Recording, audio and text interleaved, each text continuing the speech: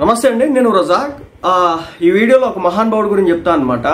మనోడు తెలివితేటలు నిజంగా నాసా వాళ్ళు వాడుకుంటే కనుక జేమ్స్ వెబ్ అలాంటి టెలిస్కోప్లు తయారు చేయడం కూడా చాలా చిన్నదైపోద్ది అనమాట. సో అంత మాస్టర్ మైండ్ అనమాట ఈ మహానుభావుడు.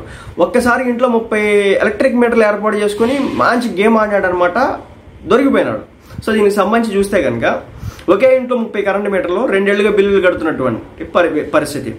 బేసిక్గా 1 మీటర్ 2 మీటర్లు ఉంటేనే పెద్ద తలపోటు అనమాట. ఎవ్రీ మంత్ ఎలక్ట్రిక్ బిల్ కట్టాలండి. అలాంటి 30 మీటర్లకి 2 సంవత్సరాలకి ఎలక్ట్రిక్ బిల్స్ కడుతున్నాడు.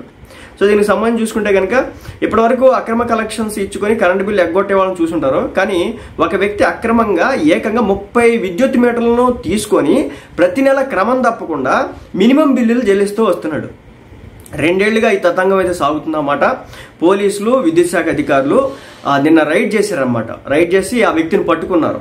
సో నిందితుని అరెస్ట్ చేసి రిమాండ్కి పంపించడం జరిగిందన్నమాట. సో ఈ ఎలక్ట్రికల్స్ వచ్చేసి ఏఈ శ్రీ సాయి ఫిర్యాదు మేరకు పోలీస్ స్టేషన్ పరిధిలో దుండిగల్ పోలీస్ స్టేషన్ పరిధి సర్వే నెంబర్ 454 పల్లవి ఆశ్రమం దగ్గరను ప్రభుత్వ భూమి వద్ద ఎలక్ట్రిక్ సిబ్బంది పోలీసులు అయితే దాడులు జరపడం అయితే జరిగిందన్నమాట. వేణుగోపాల్ అనే వ్యక్తికి చెందినటువంటి ఇంట్లోని ఒక గదిలో 30 విద్యుత్ మీటర్లు అయితే గుర్తించారు. వాటికి 2 సంవత్సరాలుగా బిల్లులు చెల్లిస్తున్నట్టు తెలిసింది. ఎటువంటి ఇంటి నెంబర్లు లేకుండా ఎలక్ట్రిక్ మీటర్లు పర్మిషన్స్ అయితే పొందాడు. ఎలాంటి బేసిక్గా మనం ఒక ఎలక్ట్రిక్ మీటర్ తీసుకోవాలనుకుంటే ఆధార్ కార్డు ఉండాలి, ఫోన్ నెంబర్ ఉండాలి, ఆ తర్వాత ఇంటి నెంబర్ ఉండాలి, అంటే ప్లేస్ చూపించాలన్నమాట. సో చూపిస్తేనే వాళ్ళు ఎలక్ట్రిక్ మీటర్కి సంబంధించి పర్మిషన్ ఇవ్వడం అయితే జరిగింది. మరి ఈ మహానుభావుడు 30 ఇళ్ళు ఎక్కడ చూపించినట్టు లేదు తెలియదు, కానీ ఎలక్ట్రిక్ డిపార్ట్మెంట్ వాళ్ళు అయితే 30 మీటర్లు అయితే ఇచ్చినారన్నమాట. అయితే ఏంటంటే ఆ ఏఈ మహానుభావుడు ఏఈ శ్రీసాయి అంట ఆయన పేరు, ఆయన వచ్చేసి పోలీసులకు ఫిర్యాదు ఇవ్వడంతో పోలీసులు వచ్చి చెక్ చేసినారు. చెక్ చేసిన తర్వాత ఎలాంటి ఇంటి నెంబర్ లేకుండా ఆ ఎలక్ట్రిక్ మీటర్లు పొందడంతో అతన్ని రిమాండ్కి పంపించినారు. ఇది ఎందుకు చేశాడో ఇప్పుడు చూద్దాం. ఎందుకు చేసినాడంటే అక్కడ ప్రభుత్వ స్థలం అనేది ఒకటి ఉందంట.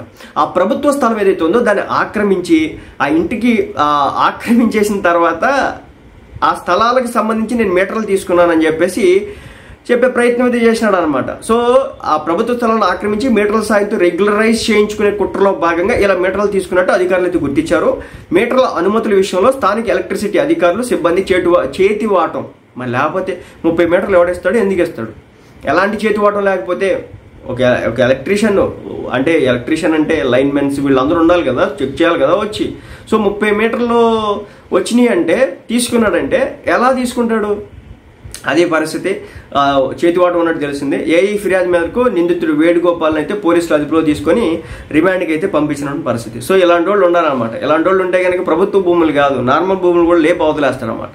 సో 30 మీటర్లు అంటే ఇంచుమించు 30 రోడ్లు 60 సెంట్లో 1 ఎకరానికి పెట్టేసి ఉంటాడు. అది పరిస్థితి.